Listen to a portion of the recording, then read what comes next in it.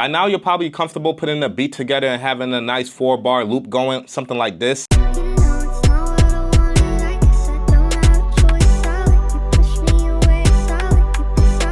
But then you get stuck. Like, how do I actually turn this into a full song? And what I found a lot easier for me nowadays is actually not jumping right away into the arranger, but instead going back to that classic workflow that we had in 2.0. Is going to make your workflow a lot smoother and more enjoyable as far as arranging a beat and less complicated. So if you've been feeling slowed down when it came to this part, I promise this video is going to help you clear that up. So let's just jump right into it. We already have our main section. I would just hit this pencil tool, go to copy sequence, and then just want to change that sequence name to something like pattern 1. Now, you do want to follow the structures like intro, hook, and verse, but when you're just coming up with variations, it's just a lot easier to just name it pattern 1 because you can always reorder later, and I'll show you how to do that as well. So then we have it named pattern 1, press do it, and then you can see it's the same.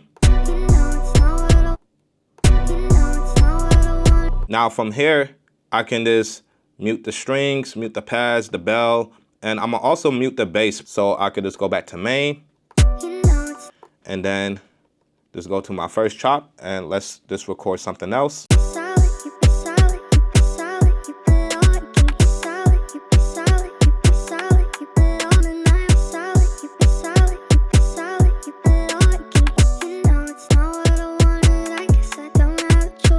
And then also we could go into our drums, so make sure we on our drum track. And a quick trick is also just to hold down main and then just switch from here instead of going back to main. And then now I could just press mute to go within. And let's say we could just mute our snare. Even just like muting one thing, that could still create a whole different variation and feel to it as well. And we could also switch up the open hats because the open hats kind of hitting a bit weird at this point. So, you know, I could just select the open hats. It will select all of it. And then we could just press cut and let's just record something then.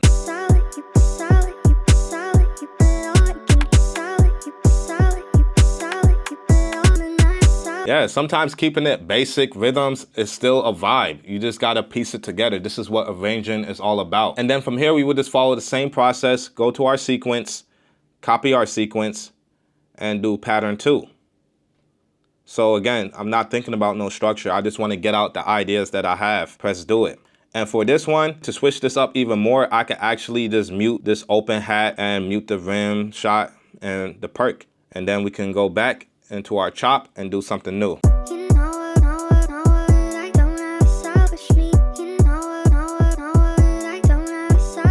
So now we already got 2 good patterns going on, and we can hit next sequence and it's just going to show us all our sequence that we have. So if we just wanted to hear it in context, I could hit sequence 1, then hit sequence pattern 1.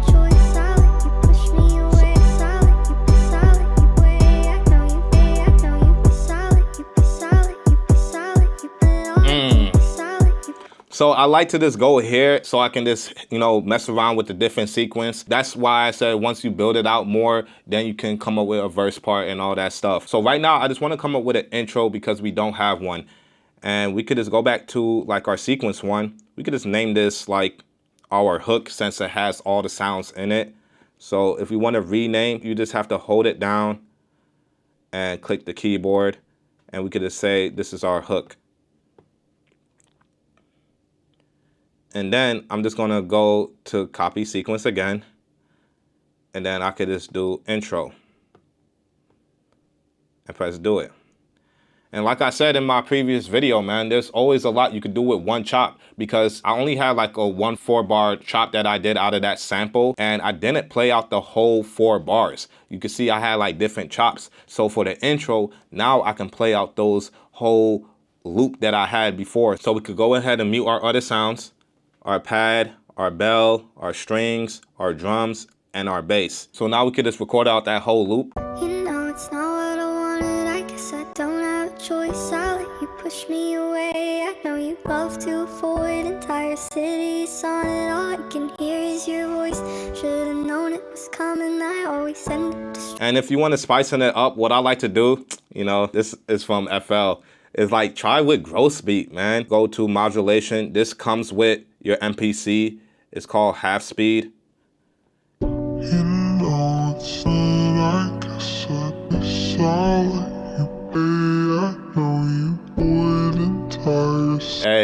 that sounds like pretty smooth. Now that could be an intro or outro, but you know, it's just, everything's subjective. I like that as an intro. Like, it kind of remind me of 4K Kari, you know, that type of vibe. But anyways, don't get too much in your head if like, oh, this is gonna be good. Like, try to go with what you think is good, because by surprise, other people will probably like that too. The only thing about this, if you hear it, is cutting off certain parts.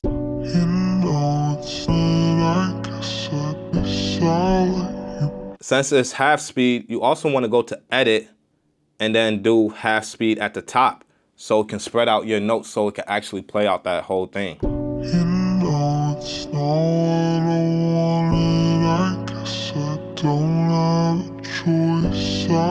But now, since it's playing out the whole thing, that could probably be too long of an intro. So this has come to a creative decision. Are you just going to kind of keep it chopped up like that? Which to me, it doesn't sound bad. Like, it's not about hearing the words. It's just more so the vibe to me. So for something like that, I'll probably just save that as the outro, because I want to hear that end up destroyed part. We could just hold this down and name this our outro instead. And then what I can do now is just copy this sequence and then name intro, and then press do it.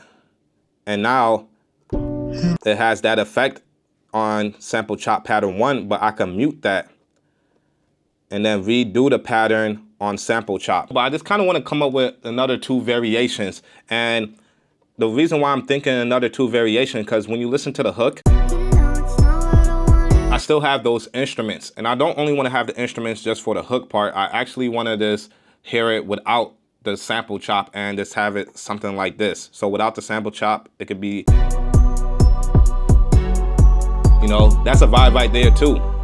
So what I'm gonna do is unmute that, and I'm gonna just copy this sequence. But first, an idea that I like to do with my hooks is, let me just name this hook pattern 2. The idea I like to do with my hook, since usually a hook is 8 bars, I like to make the first 4 bars kind of like a little bit of most of the sounds, and then the other half be all the sounds, or, you know, kind of substitute it. And this is what I mean, because that pad choir is like really driving the sound. It's kind of like leading the sound. So that can really be for that second half, versus the strings. I could go back to the hook pattern 1, take out that pad, and just hear how it sounds.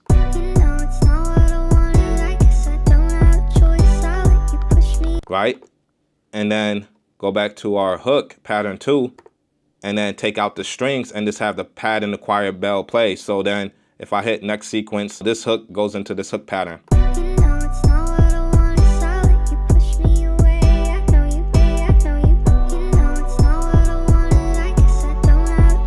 So it kind of switches up and drives the song a bit more and make it more interesting, make it seem like your melody is leading somewhere. And then I'm gonna just copy the sequence again, break this down, do it. And this one, I'm just gonna take out that sample chop and just have the pad and the choir bell, and probably take out the bass as well. And then just copy that sequence one more time. I know we get it crazy with the different variations, but this is the fun part about it. Then press do it. And then what I'm gonna do is bring back in that bass, put on my choirs, mute my pad. And then you get something like this.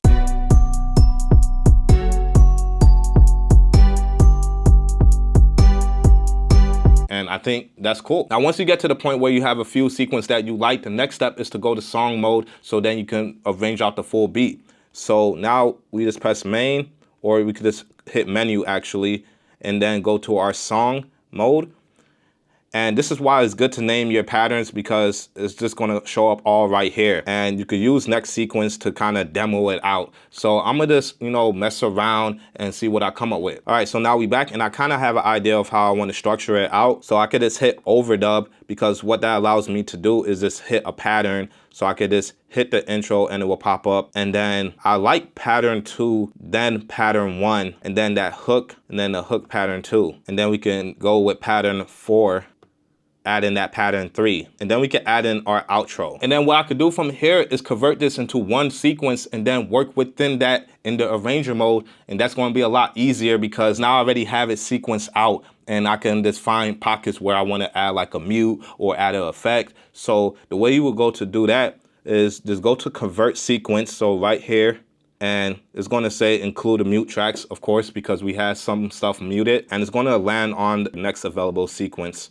and you press do it. And then from here, hit main, and you're just going to go all the way to 9. So from song 1, and then go to our arranger view. This is our whole song. So right here, I want to add like a little pause. It could get very tedious where you can record the mute, but if you mess up on the mute, then you got to go through your grid view, delete the automation and all that. So I just want to take out these last 2 parts, everything within these last 2 beats, and just cut that. So maybe even cut this part too. Let's just play from right here.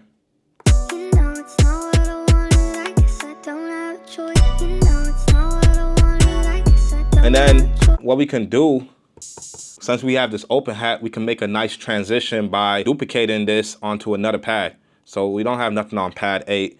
We could just go to main, track edit, go to samples, and then go to pad 8. Go to pad 8, go to our memory. Let's find that open hat, which is right here. And the quick trick is to reverse it. So then we can go back to our arranger view, go to a grid view, and just add that in for the last part. Yeah, so let's see how the hook goes into the other part. Now, actually, there's something going up with my strings. The strings actually sounds too high to me, so we're just gonna drop this to its natural octave. Yeah, and I think the pads were too high as well. So drop this to its natural octave, and I think the bells were too high too. I do not know what happened right there. We could still do a lot more. This part, I actually want to cut out the last part just like how I did it in that second part. Let's go to our drums again and do the same thing. And we're just going to zoom in, take out everything from this part. And we're just going to add in that reverse hat again. A little transition, but I do want to fill in another spot, and I actually have another sample that I didn't mess with. What I'm gonna do is actually assign this to a new drum track. I could just put this on my drum track if I wanted to, but not to clutter it or make anything weird. Let's just add a new drum track. Double tap mute, go to assign slice to pad. We're on drum 4, which is our new drum track. And then what I'm gonna do is go to arranger view. So now I wanna insert that chop into my arrangement. And the way to do that, we just gotta look at the part before our outro. So let's just play from here.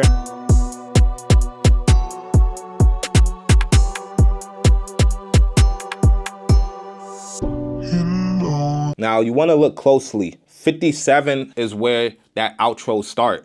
Keep that in mind. Go to edit, go to insert bars. And then I just wanna do 8 bars. And before bar 57, which is that outro, press do it. Boom. We have our little section right here. And then all I have to do is just hit that part. So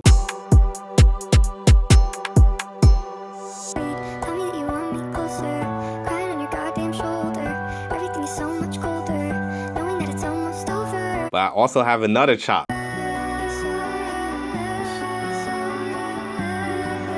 And then from here, what I'm gonna do is I could just assign this to that same pad, but put it on pad 2, press do it, and then go to the arranger view. Now I wanna insert the same amount that I did for my hook. So the easy way to really do this though is doing edit, right? Insert bars. And how many bars we want to do? This time we want to do the 16 because the 16 is the 8. And before what bar? Before bar 65, because that's where our outro comes in. Press do it. And like I said, I want that hook again. When we go to edit and copy our bars, we already got that loop. And remember, before bar 64, not 65. And we're going to press replace. And then we get back over here. The outro is right here. We don't want that sample chop to play, and we're just gonna press erase, do it. Nothing's playing, but now we can bring in that other chop.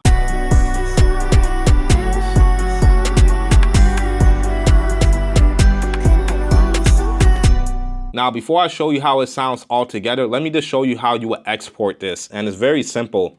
You just go to your save. Your save might be in the menu section, but I have mine's right here. And you just press save, audio mix down. And from here, you can do separate tracks if you want it to just be tracked out. You could just leave everything on default, man. All these settings are good. You can see it's 88 bars in total. And then you press export. And then you just put it wherever you want it on your SD card. It's really a simple process from there. And now that you have a better understanding of how to arrange your beat, the next step to take it to the next level is mixing. So you're gonna want to watch the video after this.